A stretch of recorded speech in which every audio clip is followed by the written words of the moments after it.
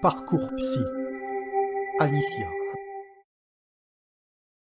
Les traitements à l'hôpital. Quelle thérapie était pratiquée? Alors du coup, quand j'étais internée plein temps, je ne voyais plus ma thérapeute, mais c'est toujours prévu qu'il y ait un espèce de suivi psychologique dans les hôpitaux. Le premier hôpital où j'ai été, là où c'était pas trop mal, il y avait vraiment une psychologue. Il me semble que c'était un rendez-vous toutes les 2 semaines, si je dis pas une bêtise. Mais de toute façon, c'est recommencer une thérapie depuis le début avec quelqu'un qu'on connaît pas. Et comme ça dure pas très longtemps, enfin, j'étais restée là quelques mois, bah c'est pas très, enfin, ça donne juste le temps d'expliquer la situation et puis voilà. Et quand j'étais aux urgences, c'était pas un psychologue, mais c'était le psychiatre qui faisait donc évaluation du traitement et en même temps un pseudo suivi psychologique. Ton dossier psychiatrique te suivait-il durant les transferts? Non, parce que c'est pas le même hôpital, donc ça passe pas. Par contre, quand je suis partie en soins études, comme c'était le même établissement que là où il y avait les urgences, ils ont passé mon dossier. Mais le soin études, du coup, il y avait plus de psychologue comme ça, de rendez-vous comme ça, mais par contre, je revoyais ma psy. Enfin, du coup, je sortais pour aller la voir, mais il me semble que c'était pas toutes les semaines comme avant. J'arrive pas à me souvenir exactement comment c'était. Mais enfin bon, je la revoyais à ce moment-là, mais il y a eu un espèce de trou où je la voyais plus, quoi. Et puis le suivi, comme c'est toujours un peu, ça repart de zéro, du coup, il n'y a pas vraiment. Il n'y a pas d'évolution, en fait. Ouais, c'est Pas ça. de Ça progrès. permet pas vraiment à une vraie thérapie, quoi. Retour à la vie civile. Quelles furent tes priorités à ta sortie de l'hôpital? Bah, j'ai été visiter des établissements de formation et des choses comme ça. Je n'ai rien fait de ce genre-là. Et j'ai cherché du travail. Étais-tu toujours en contact avec les psys de l'hôpital? Non, l'hôpital, j'avais vraiment plus de contact. C'était Contact du fini. tout. Non, c'était fini. Qu'as-tu fait pour remédier à cela? Bah, du coup, je continuais à voir ma psy. Parce qu'à ce moment-là, j'étais toujours chez mes parents, au même endroit. Donc, je continuais de voir la psychologue. La psychologue que tu connaissais Ouais, d'avant. ouais. Et puis, enfin, c'était différent avec elle parce que enfin, je pense qu'elle me voyait, bah, comme un patient qui débarque, qui a besoin de travailler beaucoup de choses. Et je pense que la psy que je voyais avant, il y avait des choses qu'il n'était pas possible de dire. Enfin, je pense que j'étais dans un état fragile et qu'il m'était sûrement impossible de parler de beaucoup de choses, de me rendre compte de beaucoup de choses, alors qu'à Paris c'était un petit peu différent. J'étais plus, enfin, il y a quand même des trucs, c'était super compliqué d'en parler. Enfin, elle me demandait de parler de choses. Parfois, ça me braquait complètement. Mais on est quand même plus rentré dans le vif du sujet, on va dire. La personnalité des psys influait-elle sur tes thérapies? Si c'était important pour moi parce que elle me mettait très à l'aise. Et elle avait une façon de me dire des choses quand j'arrivais en séance et qu'elle allait me dire ah tiens, j'ai vu tel prospectus dans la semaine, j'ai pensé à vous, ou enfin, ça me réchauffait le cœur. Enfin, ça me donnait vraiment l'impression d'avoir une thérapeute, mais qui pense à moi pendant sa semaine, pour qui je suis peut-être pas seulement un rendez-vous, quoi. Et ça, enfin, si c'était important. Enfin, je la trouvais très, ouais, très chaleureuse, très attentionnée. Et Et ouais, c'était important. Ce n'était pas toujours le cas. Bah, les psychiatres que j'ai vus, non. Euh, Par exemple, la psy que je vois maintenant, je trouve qu'on a plus un rapport d'égalité. Enfin, j'ai l'impression qu'on je connais plus sa vie personnelle, on partage beaucoup de valeurs ou d'intérêts en commun, et j'ai l'impression qu'on a plus un rapport d'égalité, alors que cette dame-là, après c'est peut-être aussi moi qui l'ai perçue comme ça parce que j'avais un grand besoin de trouver une espèce de figure maternelle ou un truc comme ça, mais elle me donnait l'impression de vraiment s'occuper de moi. Alors que bon, c'est 1 heure par semaine où on va juste discuter de trucs, mais les petites choses comme ça qu'elle me disait, ça me donnait vraiment l'impression, ouais, qu'elle prenait soin de moi. Lorsque tu as déménagé à Lyon, était-ce dans l'espoir de repartir sur de nouvelles bases? Non, je pense que c'était très inconscient parce que ça m'a fait beaucoup de bien et en même temps beaucoup de mal d'aller à Lyon, parce que je me suis rendu compte de beaucoup de choses en prenant de la distance géographique, justement. Euh, Moi, ce que je me disais, c'est que j'en avais marre de Paris, que je voulais partir, que je voulais aller ailleurs. Donc voilà. Mais je pense qu'inconsciemment, ouais, il y avait un truc de mettre de la distance. Une fois à Lyon, sur quels critères as-tu choisi ton psy? J'ai regardé qui y avait autour de moi, quel type de psy c'était, et puis j'ai pris quelqu'un qui m'avait l'air bien. D'accord. Et donc, comment s'est passée cette... Bah, pas si bien que ça. Pas si bien que ça. Je pense qu'on se convenait pas vraiment et qu'on se comprenait pas vraiment dans ce que je lui disais. Euh, Enfin, ses réponses ne m'apportaient pas grand-chose. Je pense qu'on se comprenait pas trop. Et puis après, j'ai fini par partir, mais enfin, ça allait pas vraiment dès les premières séances, et je me suis un peu acharnée en me disant, bah non, mais quand même, ça va. Quel était le problème selon toi? Non, c'est vraiment les réponses qu'elle me donnait, où je pense vraiment qu'on se comprenait pas, parce que je lui parlais d'un truc, elle me répondait autre chose qui me parlait pas. Enfin, je pense qu'on se comprenait pas, quoi. D'accord. Et elle était assez jeune, je pense qu'elle avait moins de la trentaine. C'était une jeune aussi. As-tu été plus exigeante dans ta recherche pour un nouveau thérapeute? Oui, mais j'ai été aussi plus sale gosse dans ma recherche. Donc je me suis dit, je veux une thérapie courte, ça va être réglé vite, on va faire ça très rapidement, puis pouf, il y aura plus rien. Et donc je me suis tournée vers quelqu'un qui faisait de la TCC, la thérapie comportementale et cognitive, qui sont donc censées être des thérapies courtes parce que c'est censé être ciblé sur un problème en particulier ou des choses comme ça, avec des outils à mettre en place dans la vie pour que ça aille mieux. Sauf que ça ne me convenait pas comme type de thérapie. Et Peux-tu nous expliquer ce qu'est la thérapie comportementale et cognitive? ça consiste... généralement, il y a beaucoup d'outils mis en place. Donc c'est beaucoup, c'est du travail à faire soit en dehors de la thérapie. Donc ça va être des outils, bon, ça dépend des problèmes. Et moi, je me souviens qu'elle m'avait donné un tableau de comment dire, on va dire de gestion émotionnelle. Je sais pas si ça se prête bien à ce que c'est, mais un truc de genre, il se passe quelque chose. Première case, comment tu te sens là maintenant?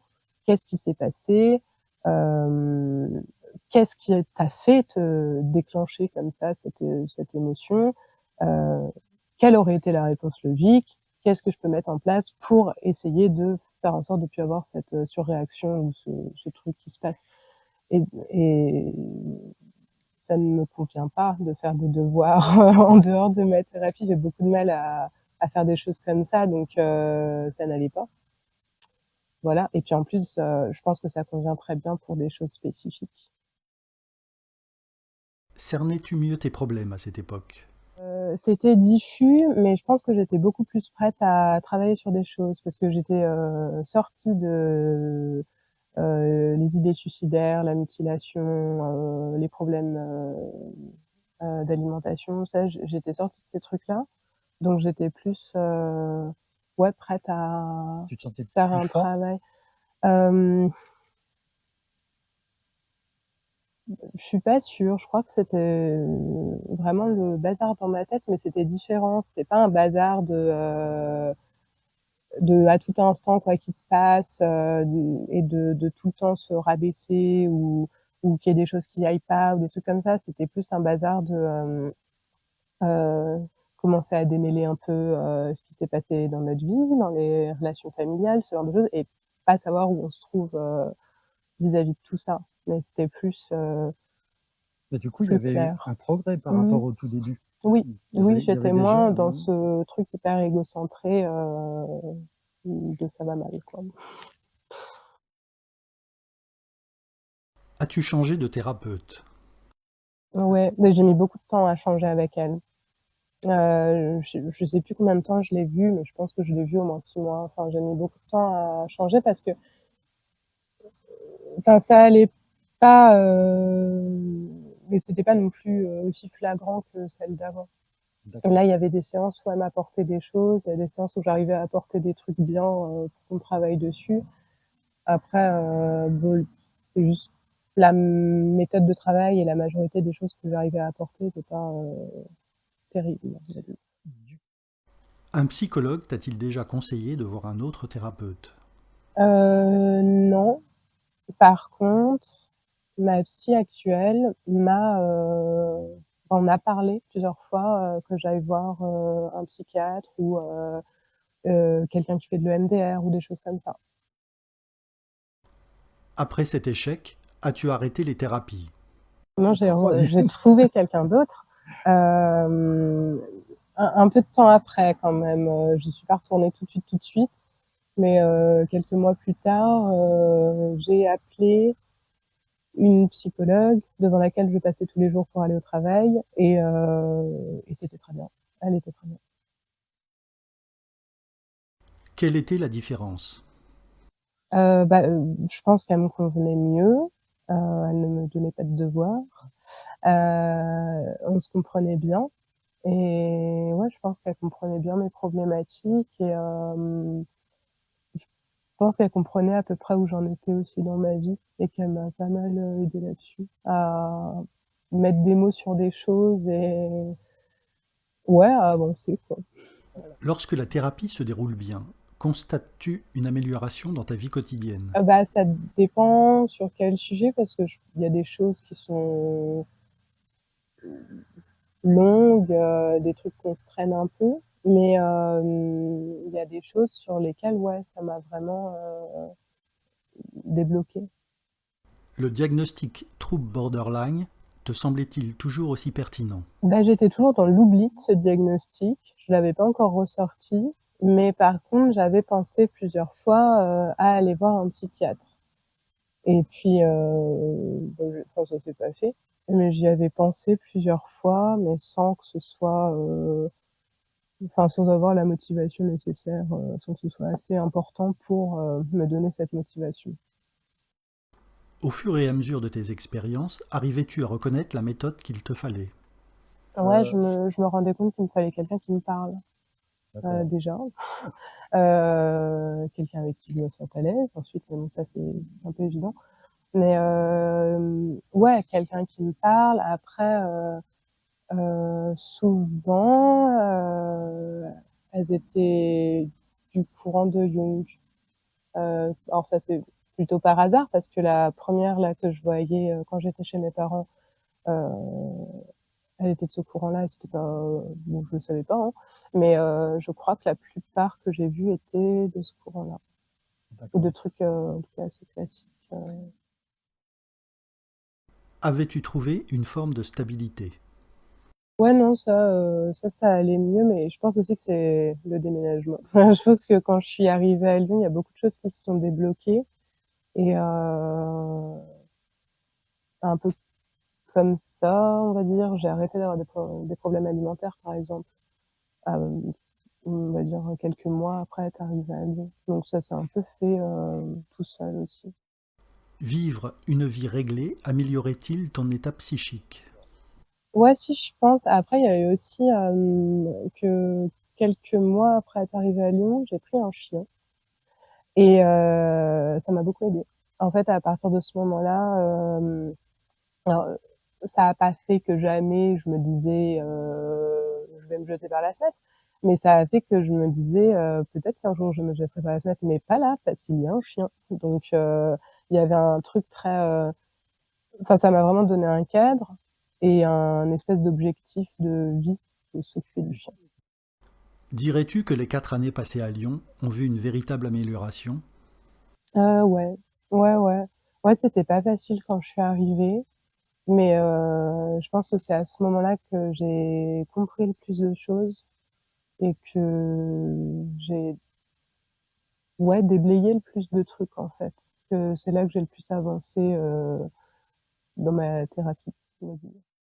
As-tu noté des différences entre la province et la capitale? Non, pas vraiment. Là, la dernière psy que je voyais à Lyon, que j'ai vue 2 ans, elle me faisait un peu penser à ma petite Paris. Enfin, il y avait ce truc aussi de femmes d'un certain âge, dans un cabinet confortable, qui avait l'air de plutôt bien comprendre là où j'étais et ouais, un peu une façon similaire de m'orienter, je pense. L'heure du départ. Je m'étais toujours dit qu'un jour je voudrais aller vivre à l'étranger.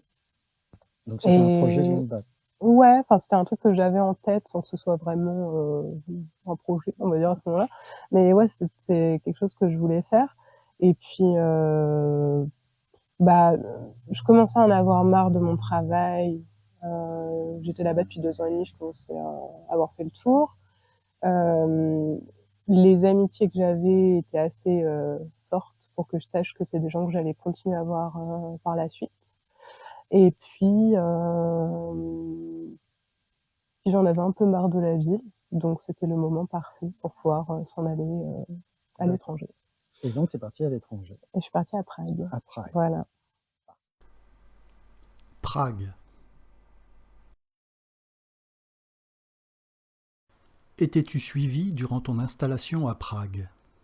Non, en fait, à ce moment-là, j'avais plus vraiment envie. Enfin, je sais pas si j'avais une espèce de fierté mal placée ou quoi, mais j'avais plus vraiment envie de revoir quelqu'un. Et du coup, je me suis dit: «Oui, bah, on fait une pause». Ouais, mais je pense que ma pause était un peu trop longue, tu vois? Je D'accord. pense que j'aurais pu revoir quelqu'un plus tôt, quoi. Et Bah, il y a eu le pourquoi? Covid, je télétravaillais, j'avais beaucoup de temps pour penser à des trucs. Et je me suis mis un peu à ressasser des choses dont on avait parlé avec ma dernière psy, des choses comme ça. Et ouais, puis au bout d'un moment, j'ai fait une petite déprime, on va dire. Donc, ouais, je pense que ça aurait valu que je voie quelqu'un plus tôt, mais bah, j'avais jamais vu personne pas en présentiel. Donc déjà, j'avais un peu un frein à ce niveau-là, parce que bah, j'avais des a priori.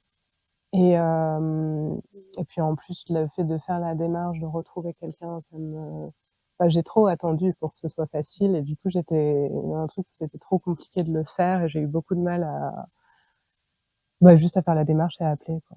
Voilà. Avais-tu perdu ta motivation? Voilà. Et donc, comment tu as trouvé la force alors de retrouver quelqu'un?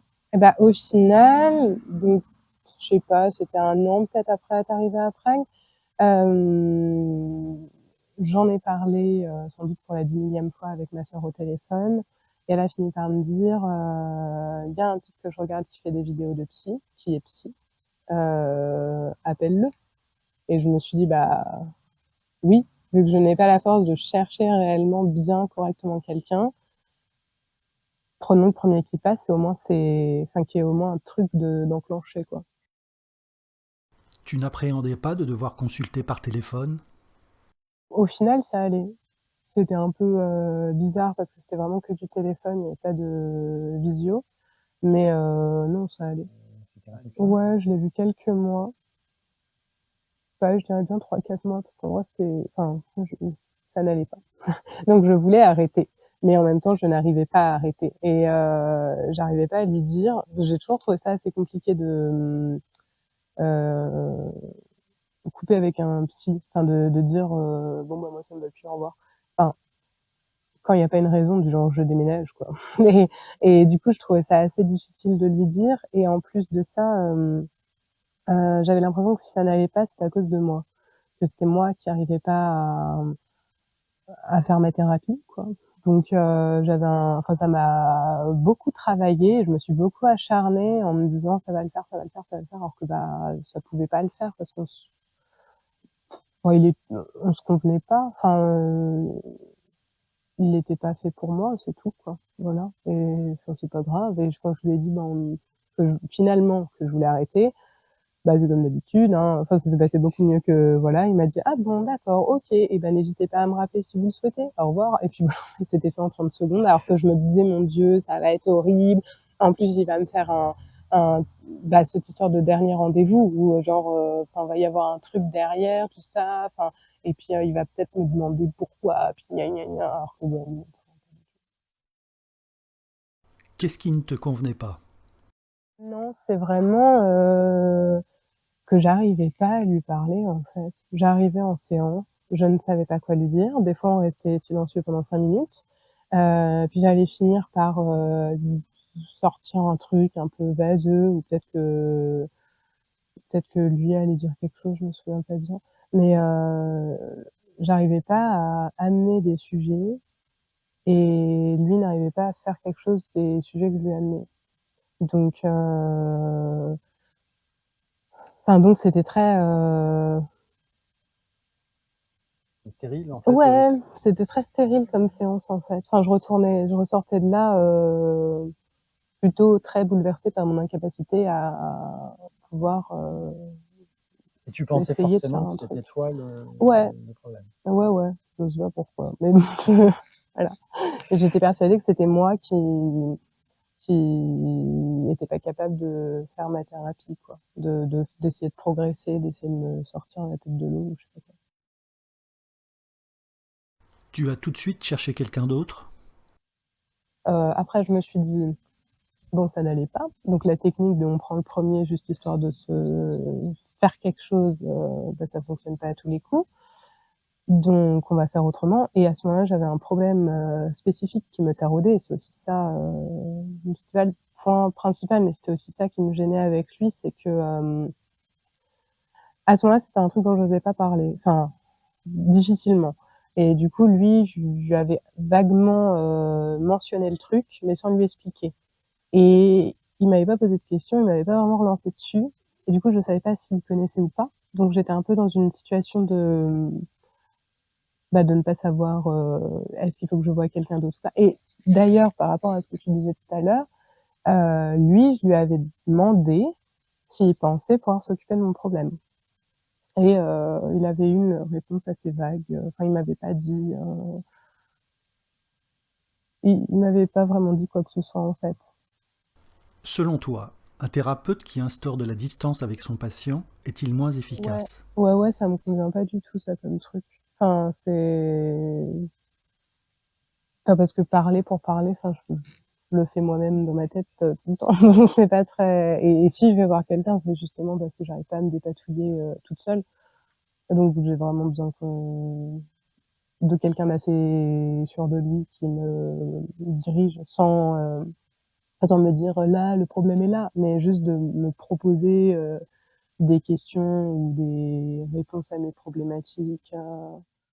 Penses-tu qu'il y a un problème dans la manière dont sont formés les thérapeutes? Je pense que ça dépend beaucoup des gens parce que je pense que moi j'ai besoin d'un type de personne et que tu n'auras pas besoin du même peut-être, ou que enfin je pense vraiment qu'il y a ça. Et puis je pense aussi que par exemple, enfin la psy que je voyais en TCC, c'était un truc qui me convenait juste pas quoi. Et je pense qu'il y a des types de thérapie ou des façons de diriger la thérapie qui conviennent pas. Et après je pense qu'il y a beaucoup toi en tant que patient ce que tu es capable d'amener, parce il y aura toujours des séances pas très fructueuses parce que tu n'avais pas grand chose à dire, et puis où tu as amené un sujet qui en fait tu avais déjà la réponse, donc tu as un peu tourné en rond ou des choses comme ça. Moi je pense qu'il y aura toujours une séance comme ça par-ci par-là. As-tu été plus méticuleuse dans le choix de ta nouvelle psy?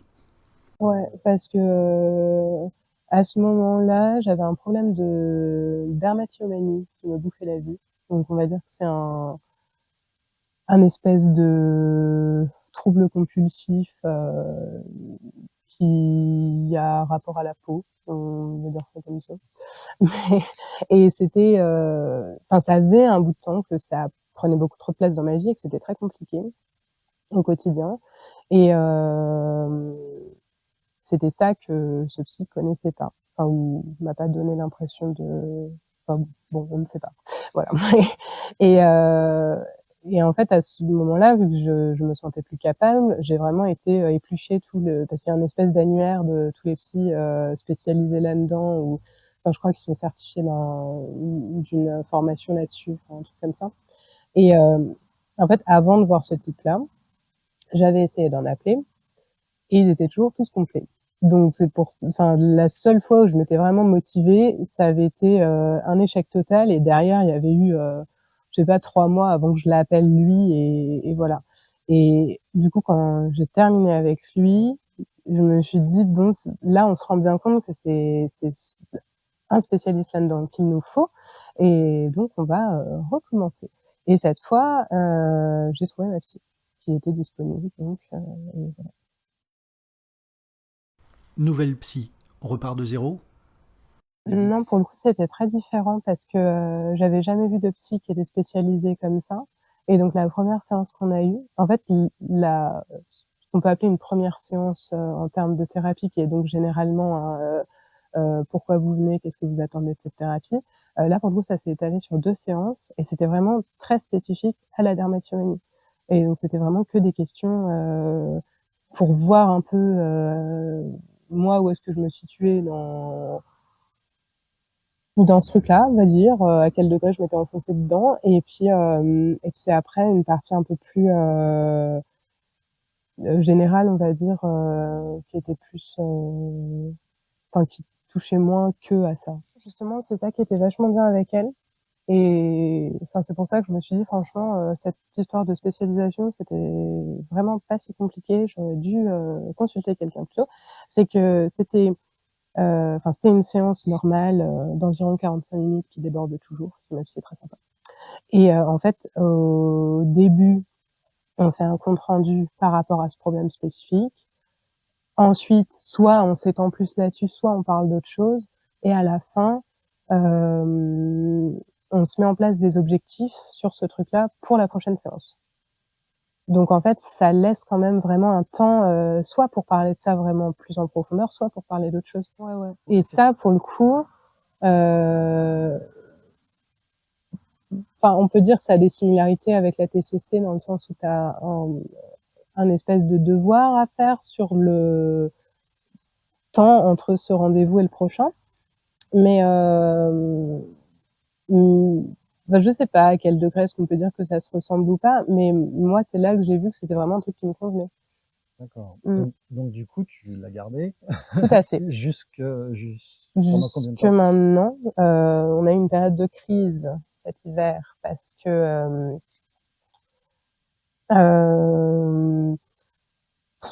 comment dire ça? Parce que je pense que j'ai des comportements ou des façons de me gérer, de gérer mes émotions, des choses comme ça qui me posent de plus en plus de questions, on va dire, et qu'à un moment, c'est pas tout à fait vrai. En fait, ça fait à peu près 1 an, voilà. Disons la vérité, c'est que ça fait 1 an et demi qu'on travaille plus énormément sur ce truc en particulier, parce que moi, j'y arrive plus. Enfin, c'est quelque chose qui me demande beaucoup, et j'ai eu une mauvaise passe et ça s'est un peu écroulé, ma motivation, et depuis, j'ai du mal à la retrouver. Et en plus de ça, il y a eu donc d'autres choses qui ont pris un peu le pas et qui ont commencé à beaucoup me questionner, et j'ai eu l'impression que ma psy pouvait pas forcément me répondre sur ces choses-là qui me gênaient, et que moi, vu que j'étais plus capable de travailler ces objectifs, c'était un peu, je dirais pas inutile, parce enfin, je veux dire, on continue de se voir, on continue de beaucoup parler et de parler de plein de trucs différents, mais ça avait pu le même sens qu'au début, en fait. Et je me suis dit, il faut que je voie un psychiatre. Donc là, c'était bon, voilà. Il y avait cette histoire de diagnostic donc qui était ressortie, que ça me posait beaucoup de questions, que... Enfin, qu'il y a ce truc où quand même ça fait presque 10 ans que je me dis qu'il faudrait que je voie un psychiatre et que j'ai un vrai diagnostic et que du coup, je sais pas, ça m'a beaucoup tarabusqué là dernièrement. Et donc il y a un moment où je me suis dit je vais voir un psychiatre, mais sans couper les ponts avec elle ou quoi. J'ai contacté le CMP avec ça m'a pris beaucoup de temps d'être motivée pour contacter le CMP en sachant qu'ils vont te faire attendre 3000 ans, tout ça machin, que ça va être très compliqué tout ça. Ta psychologue t'a-t-elle aidé dans la recherche d'un psychiatre? Non. Après, elle est très, enfin, elle m'encourage toujours beaucoup dans ces choses-là. Elle m'a déjà conseillé des thérapeutes qu'elle connaît sur certaines problématiques spécifiques. Mais là, pour le coup, comme bah en fait, je sais pas trop ce que ça donnerait cette histoire de psychiatre, et donc du coup, je voulais pas consulter. Enfin, je voulais pas prendre un rendez-vous avec un psychiatre libéral, on va dire, et je voulais aller au CMP. Je sais pas pourquoi. Mais je voulais, mais en fait, étant donné que j'ai pas vraiment confiance dans le fait de pouvoir avoir une réponse satisfaisante ou non, j'avais pas non plus envie de faire la démarche pleinement, d'aller voir quelqu'un. Puis j'avais un peu regardé, c'était compliqué de trouver des psychiatres spécialisés. Il y en a pas vraiment.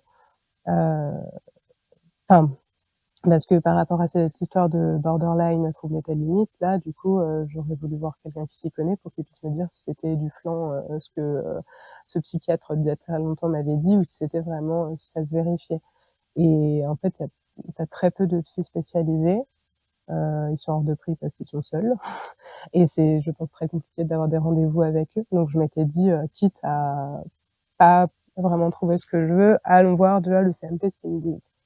Et en fait, j'ai eu 2 rendez-vous que j'ai trouvé un peu obscurs avec un psychiatre. Puis à la fin du 2e rendez-vous, il m'a dit qu'on me redirigerait vers la psychologue, que ce serait elle qui se chargerait de la plus grande partie du diagnostic en fait, et qu'il me recontacterait pour mettre en place un rendez-vous. Et on ne m'a jamais recontacté.